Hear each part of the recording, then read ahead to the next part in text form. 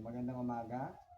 Ang topic natin ngayon, familiar na po ba kayo sa mga popular na membership o subscription business company?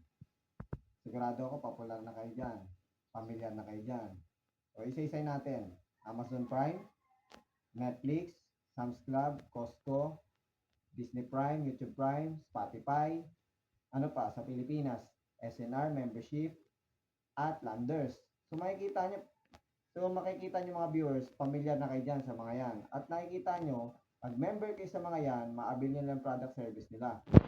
So yun yung kinukuha natin na halaga value nila. Bayad lang tayo ng bayad sa kanila, sa membership, para maabil natin product service nila. Pero hindi naman tayo nila sinishare ng kita earnings ng mga company na yan. No?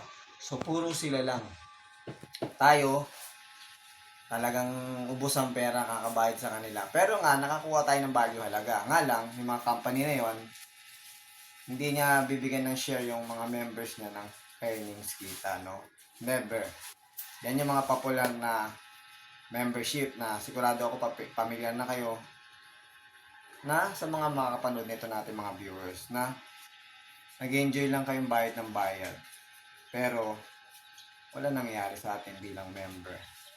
So, meron ako sa inyo i-share na isa na popular din na membership, Live Good, Supplement Organic Purist, no chemical. Pag member ka dyan, mabil mo ng factory price ang product ng Live Good na murang-mura.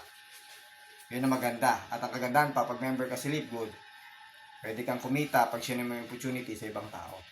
Babayaran ka ng kumpanya ni Live Good. Ganyan kaganda yung membership kay Live Good po, na subscription business company. Saan pa kayo yan? Aralin niyo po para makita nyo yung sistema ni Live Good sa mga yon na kinaibahan niya. Si Live Good lang po nag-iba na para maging fair, tumulong sa tao. So, ngayon, no, doon nagtatapos. Like and share and subscribe niyo po ating channel. Kung gusto niyo pong sumali dito, sa description box lang, pindutin yung link para maging member dito sa Live Good, maging affiliate member. At kung gusto niyo umorder ng product, late dali. Yun lang. God bless you po.